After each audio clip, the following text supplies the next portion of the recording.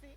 Hey, how you doing? Yeah, I'm good. So we're here today. This is the end of quite the celebration. It's been a very, very, very long campaign. Yeah, I personally just came down to support my friend Mal, but then when I found out exactly what this is about, I got myself one of these very sporting badges, and I think this lovely lady here can tell you exactly why we should be supporting a very important endeavour such as this. The yes vote. The yes Yeah, vote. for the referendum. That is, look, it's a big thing. See, I come from the hippie community. Yeah. And yeah, like I have mentioned, a lot of us don't really understand what the vote is about, and a lot of us, because it's government institution, we're a little bit scared. Yeah. You know how it is. Yeah. And right. also, I would say that not the Labour government, but the Liberal government does like to spread a lot of misinformation. So it's fair not to trust the government. They spread a lot of stuff. Um, Yeah, well, social media has changed the whole way that we communicate, hasn't it? And, everything, you know, we used to kind of take our media in from more, a few channels and that's we'd it. all watch the same thing. That's it. Mr. Murdoch So, knew what to. Yeah. but now it's all over the place. So it's certainly been a lot of misinformation. Definitely. Because the proposition is quite simple. It Is is, it? yeah. It is to do we want to recognise Aboriginal and Torres Strait Islanders as the First Nations of this country? I think everybody And would. that's right. That's a very simple answer. I couldn't think of anybody at the top of my head who would say no to that. No. And, conservatives, even Peter Dutton says, oh yeah, I'd vote for that. Although, it's easy for him to say that because that's not exactly the question. Right. The tricky thing is Mhm. that we're proposing to recognise Aboriginal and Torres Strait Islander people as the First Nations Yep. through a voice to Parliament. Right. And so it's the focus on the voice Mhm. rather than the recognition that has really made this campaign really messy. Okay, so you're saying that we should be focusing on the voice, and it's being twisted into a fight about the recognition. The Would opposite of that. I'm Okay. saying, because what I'm saying is really the what.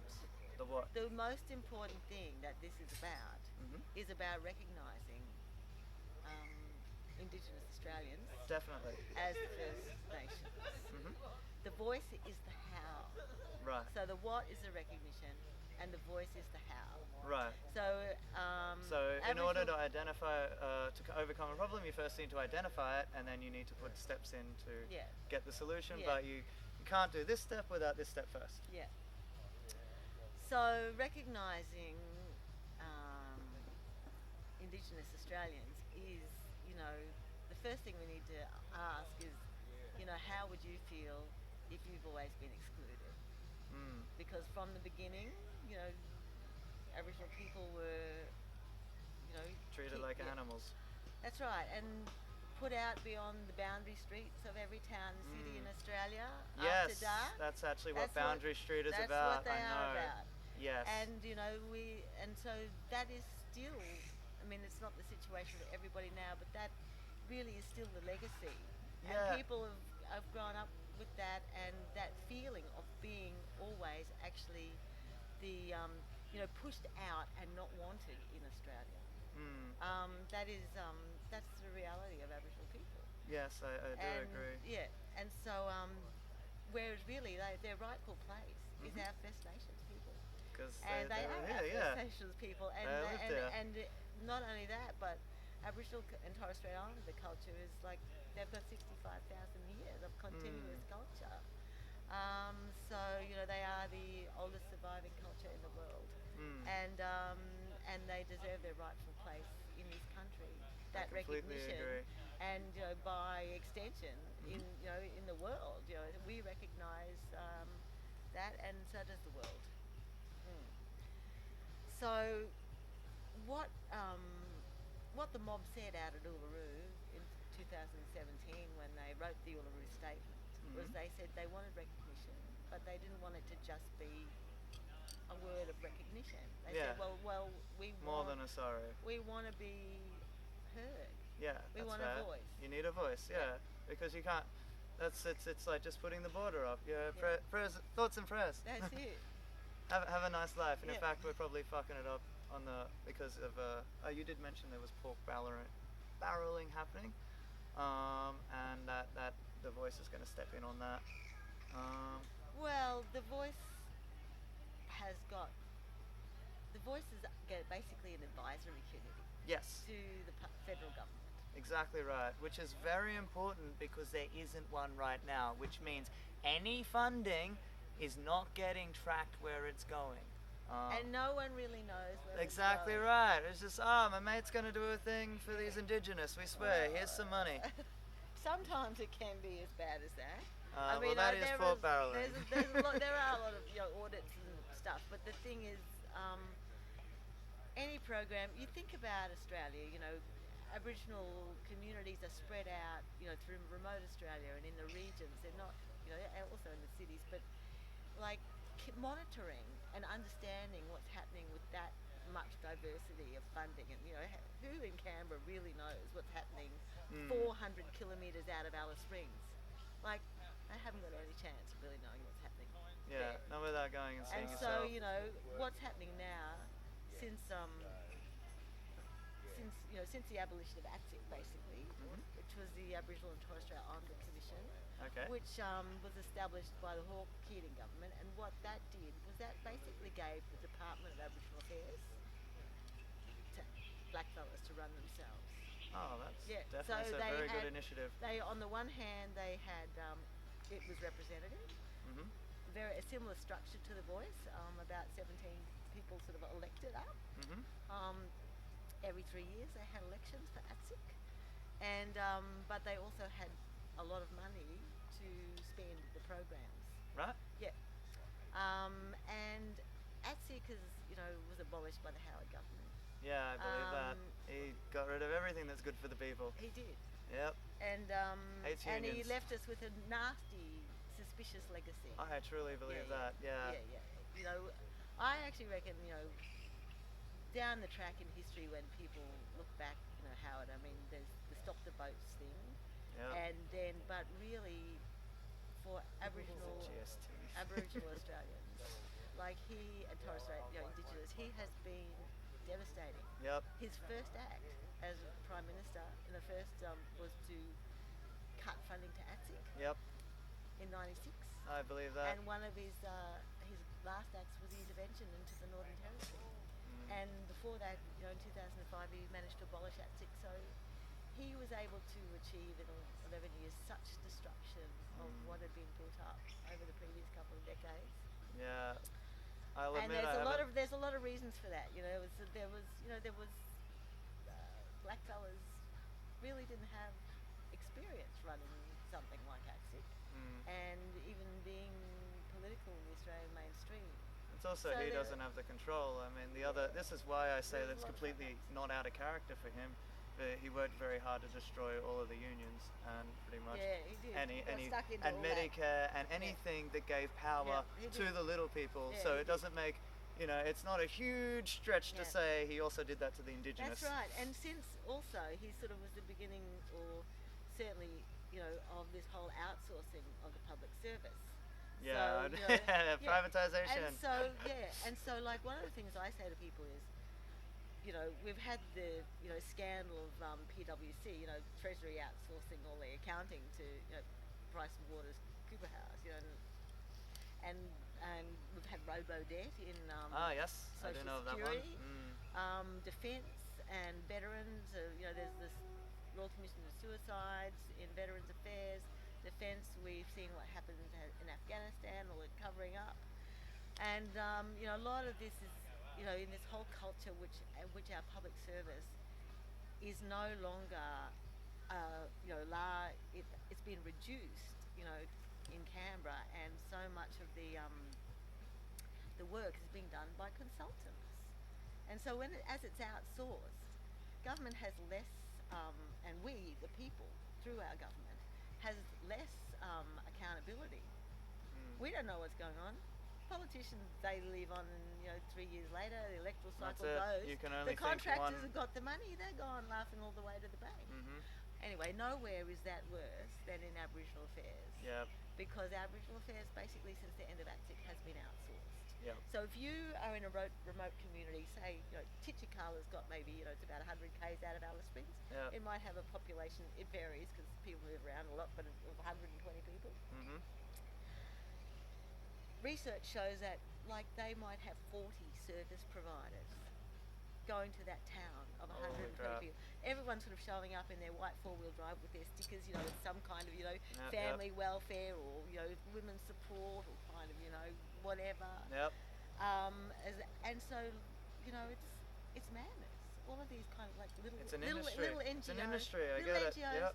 and then out there in the territory, not only there's this myriad of kind of NGOs providing services that were once provided by ATSIC and by Aboriginal Affairs before that. Yep.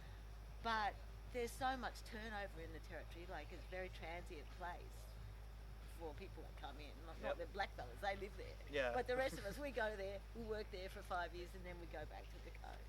So there's no relationships built up over time either in these organisations. So like, it's from the mob's point of view, they might just be sitting on, sitting there watching this parade going by continuously. Of the next person coming up going, hello, my name's John Smith and I've come here to sort of help you work out how to sort of manage your budgets or something, and they're just like, yeah, and then the next person's going to come along in 3 months' time, like it. So where's the accountability? Where when we say oh, all this money is being spent and we don't know where it's going. Yeah. Well, it's not because what Aboriginal people are doing at the other end of the pipeline. Yeah, it's never getting there. It's what's going along. Yeah, that's And cool. the way That's pork barrel, really. Well, no, yeah, it can be, but it's more that that it's been outsourced. It's making an industry out of a bad situation. Yeah, it is. Yeah, I to come back. Oh, thank you very much. To come back from to bring it away from Indigenous. I spent eight months in a homeless shelter, and I found that is also very much a very similar industry. So Red Cross goes out there, they raise a lot of support, they say give us your donations, give us this, give us that. Honestly, the conditions in there were horrifically terrible. We got kicked out of our rooms every day for an hour to be searched for drugs, weapons and alcohol. We had to eat on a timer. We weren't allowed TVs. We weren't allowed any basic comforts. And anybody that did do anything that wasn't really great was really just a slap on a wrist and sent to the next one. And it was just this constant cycle. Well, Yep. And all the food came from Second Bite. We never even got like actual food, and it's all in the name of the funding, and I've seen the campaigns. There is so much money is given to help the homeless, and I guarantee you at that bottom end, I have lived there for 8 months, the homeless are not being helped. They are being used entirely as an industry. Let's bring it right into when people say, will a voice make a difference? It's like, okay, in all of these areas of social services, these organisations are ticking the boxes and sort of doing it to the clients, and it's madness. And the right? people down here get nothing. So, like, imagine if It's trickle down. It never works. Capitalism. I'm sorry to keep interrupting. Well, it's true, and This so is true. because we know research. We know that programs are more effective when the people who they are supposed to be servicing are brought in to the development of the programs and helping to run the programs and consulted in the programs and make it their program instead of something that's being done to them by an organisation or by government. And that's what Aboriginal people want in Aboriginal affairs, and that's why they want a voice. That is a fair thing to ask for. Yeah, but but the other thing that they want a voice for is they also want to ask the questions about exactly what we're talking about. Because when people talk about the lack of accountability and all this money that's been spent, it's like, well, Aboriginal people want to know where that money is too. What's been happening? Wouldn't you? Like, I mean, you're meant to be the recipient. You're meant to be the benefactor. That's right. So how is it being so badly spent? I'm not saying it's just totally disappearing, but it's being badly Ben. That's me. But, I you know. shouldn't say these things, but I've watched probably... Nah, you can't watch too much Friendly Geordies. I need to push the little red button again. I love Friendly Geordies too. Oh, reason I'm into politics. Let's keep this going. Alright, so yes. But see, but you know how we've really just got into this very sort of detailed conversation that we could go off on lots of tangents, and that's one of the things that's been happening with the referendum campaign. Yes. Because people get down into the detail of the voice and what's it going to be and how's it going to work and is it going to make a difference. Yes. But this is the detail, it's just the how. What we need to remember is the what. What are we talking about here, which is fundamentally about recognising Aboriginal and Torres Strait Islander people as the First Nations of this great country that the rest of us only started coming to in 1788. And how, and to, you know, if, just think about how would you feel if you were excluded from the place that your ancestors have been in from 65,000 years. I mean, we can't even think like that. We don't know that about our families. But, so it's, people have been excluded. And recognising Indigenous people is, in this country, is the sort of way that we all find our place in this country. Because it's like, there's First Nations and there's settler Australians. Yes. But we should all both be considered human. Well, that's right. And up until this today, I found out that the idea of getting into the Constitution is that the Indigenous are not in the Constitution.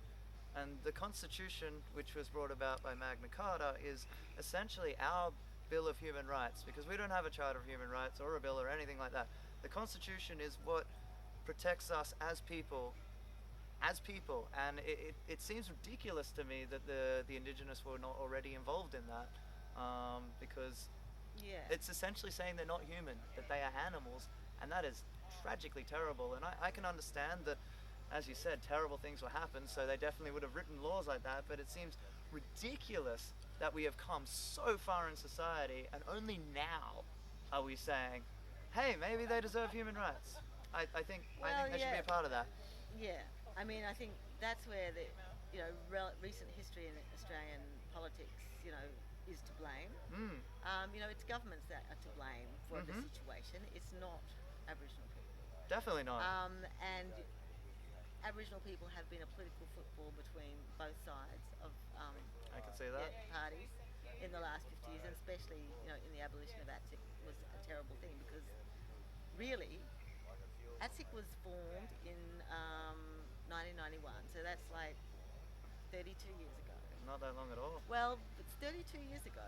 If it was still there, if Howard hadn't been abolished, yes. Well, where I'm going with this is we would have 31 years of policy made with and by Aboriginal people about how to solve and deal with and embrace, the Indigenous situation in this country. And it is a total crime against all of us that was abolished. And since that was abolished in 2005, which is it's nearly 20 years ago, like another generation of mob have been lost. Children, haven't had education. People are sort of excluded. People have been in the Northern Territory, kind of racial discrimination that was suspended and everyone was intervened against in sort of prescribed areas. So, how do you participate in a country, when the country's treating you like that? Yeah, I get that. And I mean, and the thing, that's why, the Uluru Statement says, and, people talk about it being a generous invitation from mob, to us, the people of Australia, to walk with them, because from their point of view, the way we've treated them is, it's like they're still putting their hand out saying we need to have a relationship. And we do need to have a relationship. We're all human. We're all in this together. That's it. It's about the relationship. Yeah. And relationship isn't you and me. It's what's happening between us. I completely agree. And And- a wedge will never help in any situation. That's why the sauce budgery gum was about changing the, not changing the date, changing the meaning, because a wedge does not help us Yeah. ever. No. We are not stronger divided. We're stronger united. Um, So I reckon that's is to just remember, get out of your head and into your heart on this one. mhm. It's a simple question. It's about recognizing our First Nations people in this country Yep. and wanting to hear their voice And listening to giving them a their- voice in yeah. Parliament. And this is an Simple. established thing. If we can get this through, that means if the Liberals come in afterwards, yeah, they're probably going to do their best to pick it apart, but they're going to have to pick it apart. You Well, know? by putting it in constitution, it's a lot harder to abolish it. It's a lot harder to abolish it. And the point is that it's not going to leave after this term. You know, it's No, not that's a, right. it's not something that we can get rid of. This is a very important thing that we should try to be getting in now, because if the Liberals do come back in power, they're going to do their best to destroy it, and they're already trying to do their best to stamp on it now. Which is actually, if you don't mind, it is a bit of a pressing question from my community. So I'm in the hippie community, as I mentioned a few times. We do some pretty fun things. I bet. But big Greens supporters, obviously. Which I'm not really sure what the stance on the Greens on this is, but I They're am in favour of the They are in voice, yeah, favour. yeah, Oh, good. yeah. Because I've been hearing. That's why Lydia Thorpe left the Greens, because she was the Greens Indigenous Affairs representative. She's an Aboriginal woman in Melbourne, Mhm. and she's part of the Aboriginal minority, Yep. which is less than is less than 80%. All polling shows 80% Wow. of Aboriginal people do want the voice, but Yep. there are some that have got suspicions and reservations. Fair enough. And so Lydia Thorpe is more of an activist. Mhm. They're impatient. They're like, nah, the voice is just an advisory committee. We're sick of Yeah. advisory committees. We want treaty. We want to go harder. It's like, okay, but hey, Australia's like maybe not even going to give people a voice. So I don't know about going harder right now. We've got to take. It's That's about it. whether you think that change in this country happens step by step, which It you know, does. it does. In order to solve Yeah, a problem, you need to first identify it, and then and you need to start talking about it. And you need to put Exactly things right. through. I mean, we're not about to have a revolution next week. We're not. That's not going to solve the problem. We No. need to work with government. Mhm. We still do have a democracy. Mhm. I know people are really cynical about government now. Yeah. We are not China or Russia. What we need to do is we need to make government work better in this country. That's right. And you community, I know you guys. Yeah. Almost none of you vote. This is really Yeah, important. it is important. Yeah, hippies are Yeah. like probably the worst of the vote, because we're very Sorry, when I say we, they're very in the mindset of turd sandwich, giant douche. That's it. Doesn't matter. And because the another thing I've said to people about the voice is like another way of thinking about it, because there's people that are like, oh, why should Aboriginal people get a voice and none of us have got a voice? It's like actually you could see this as a first step, not just for mob, but for reinvigorating Australian democracy, because I agree that there needs to be a voice overseeing every federal department. Like I'd like to see a voice of Agrees. citizens Yeah. who are clients in social security, just sort of asking questions and making representations about something like robo-debt before it gets off the ground. That's Wouldn't probably that be a great. good plan? That would be a very good plan. Like, Well, once again, power to the people. like so, They're not- really we want to actually have more advisory, and people input instead of leaving it everything up to the parliamentarians in Canberra. And Aboriginal people certainly need that. That's And right. They're And- ready, and they're ready. They want to be. They've been trying to be heard. Perfect. Yeah. So if you do support the Indigenous, please vote yes. And I did promise a hard hitting question. Okay. So here is the main thing that goes through my community is that we have a lot of them, and I mean a lot of the majority is under the impression that if you were to vote yes for that, it's actually taking the rights away from the Aboriginals, because you're not actually giving them the recognition. I know you said that, I know it's confusing, but this is what we've been told, is that by doing that, it's going to stop any chance of land reclamations, because once again, you're not being a part of it. You're saying you're the same as everybody else, and you weren't here first, and therefore you don't deserve anything. And you Yeah, can there's never get that. any Are you land. talking about this idea of that people are ceding sovereignty This if is they this sort is of by I've they but because they Aboriginal people kind of agree to be in the constitution as the voice, and so therefore and as recognised. So then, therefore, rather than being outside the white man's law, they mm, have sort of entered it and they've got this place and in it. therefore they're under the So that thumb, and they're yeah, going to get. yeah, So that's generally yeah, the what I've been heard, and why I actually decided to do this interview. It's my first ever interview. yeah. I think it's going well. I hope it's No, going well. I think it's going well. But yeah, the very reason is because I would really like to shed a lot of light on this situation, because if you do truly care about the Indigenous, and I truly believe that everybody in our community does, please make the effort. And sorry to cut you off. Well- Let's hear that answer. What say you to the people who say that it's actually a bad thing, and the government's just trying to screw the Aboriginals over to stop them for asking for land? I think all the law we've got around land rights and native title is sort of is strong law, um, and that's the voice is not going to make any difference to that. The voice is an advisory committee. It has no power, except it's got a status in the constitution. It has to be there, and it's but government doesn't have to listen to it. It can give advice. Government doesn't have to take the advice. But the voice will be there, and it will be seen and heard by all of us. Who is all of us? Australia.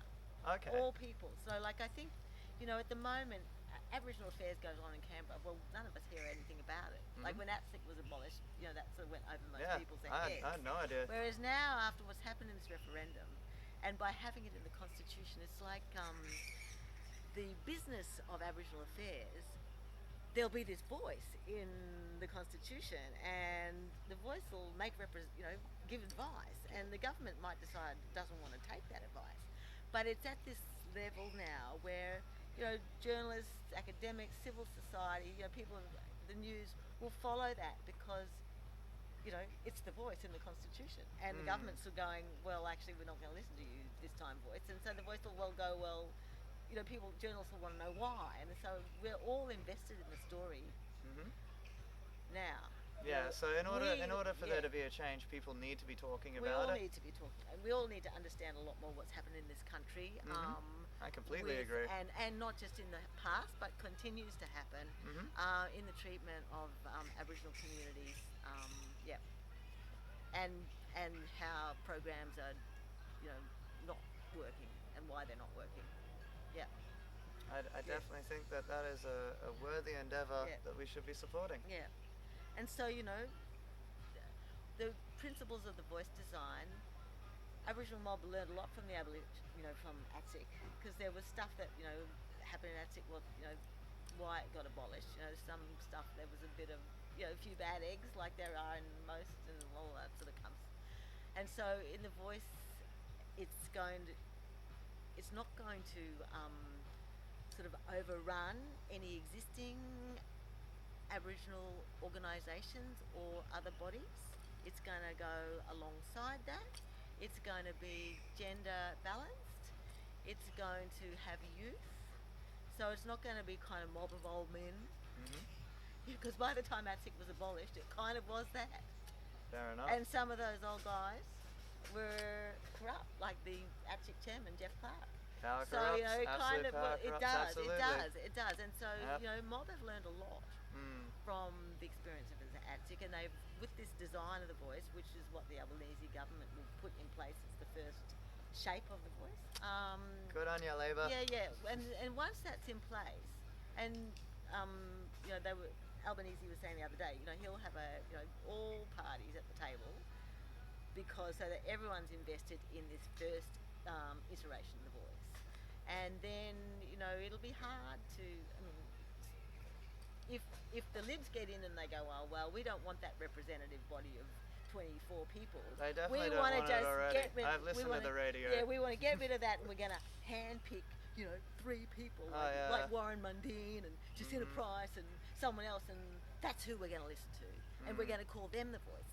They could do that, And we're going to tell but them to tell us what to say. the whole country's going to go, nah, that's wrong. We're going to know that's wrong. I hope so. Yeah, because we know the voices needs to be representative and not just this sort of totally politicized sort of excuse of black fellas that end up basically being puppets for Tools. for powerful white and multinational and mining interests. Yeah. Because let's get down to it. At the end of the day, this is about land. This is about Yep. resources. That's it, eh? This is when we really get, Yep. it is. It suits the corporate interests of this world Definitely. to have Aboriginal people, especially in remote Australia, sort of in despair and Yeah, and divided, the because it means Constitution- it's really a lot easier to kind of get agreement to mine their land because That's they're it. desperate. Also, if you're not on the Constitution is what protects you with your land rights. Well, Yeah, not yeah, my and- not and my your- land and- rights. and I'm your- of the generation that will never own and your, land. no, but- your private, your Constitution protects your private property. Exactly That's the right. other Exactly thing. It's right. it's And if like they're this- not on it, they have no protection. It's ridiculous. Yeah, well, It's ridiculous. That Yeah. They're basic human rights. yeah. I mean, our Constitution is sort of, it's more about how government runs and law stuff rather than human rights. It's weak on human rights, the Australian You think? Constitution. Yes, it is. Alrighty. It's our only and- human right. Well, we don't have. no, we don't have. What a else bill do we of- have? We don't, If it's the weak one, what else do we have? I think that's a really valid question. to That's ask pretty for our scary. it is. For our next, It's what we have. And I mean, it was based on the Magna Carta. Read the Constitution. Our Constitution mainly talks about the powers of the federal government and the powers of the state governments and their relationships. It doesn't talk about a Bill of Human Rights at all. We Wow. don't have one. So it's not, it is weak. Yeah, it's terribly weak. Well, I need to do my homework, but I mean, everything. it's a strong constitution, but it's not. It's weak. There are other countries with constitutions that say more in that area, but Australia's constitution, well, it certainly protects the status quo. Yeah, it should protect your property and it should protect you as a person. Once again, based on Magna Carta, but I haven't looked at it, to be honest. Yeah. So I don't really know. I only know what I've studied. Let's say the Australian Constitution says more about private property and protecting that than it does about people's human rights. Yeah, I it could does. believe that. It does. I could definitely believe Yeah. that. And so but In saying Australia, that is what we're going for at the moment. Also human rights. So what are our human rights? We should. Do you want to do another campaign? That's a whole other interview. But what we're talking about here, we're talking about recognising Aboriginal people, Aboriginal and Torres Strait Islanders as the First Nations in this country. That is a simple idea. It and is, we're isn't it? talking about making a voice, which is an advisory committee to the federal parliament and government on matters about Aboriginal affairs, not advising about anything else, but basically about how the money is being spent in Aboriginal affairs. So basically, if we vote yes, we're going, yes, these are our First Nations, and yes, government, we want you to talk to them and listen to them when you're making policy about them. Oh, just leave them down here. Not That's use what them we're- as tools. Not that's yeah. what Don't we're saying. exploit them. Well, no, but just exploit them, but it's Right. more like around that policy when you're going to make a program, about schools, education out in the Northern Territory. You're not just going to make that up in Canberra and spend $5 million on it. No, you're going to go out and talk to people out in Titchikala about what they need in their school. That's what we're telling government to do with the voice. Beautiful. Thank you very, very, very much for your time. Greatly appreciate it. And I'm really grateful that I came along to this beautiful experience. Yeah, it's been great to have you, Sassie, and did that beautiful fire twirling, of course, which Ah. just really made the night magical. Oh, thank you, Yeah. thank you. That is actually the reason I came to Yeah. do some fire twirling to support my mate Mel. And Yeah. my goodness, am I grateful because yes, it was a very, very, Yeah. very significant event. It Far was. more significant Yeah. than I even realized. So what have we got? We've got, I think, 8 days to go. Wow. Next Saturday, There you October go. the 14th is you can vote in pre-polls and or postal, but Please make the effort. yeah, get It out there. truly makes a difference. Every vote's going to make a difference. It really, really, Yeah. really is. Vote yes. That's it. Mwah.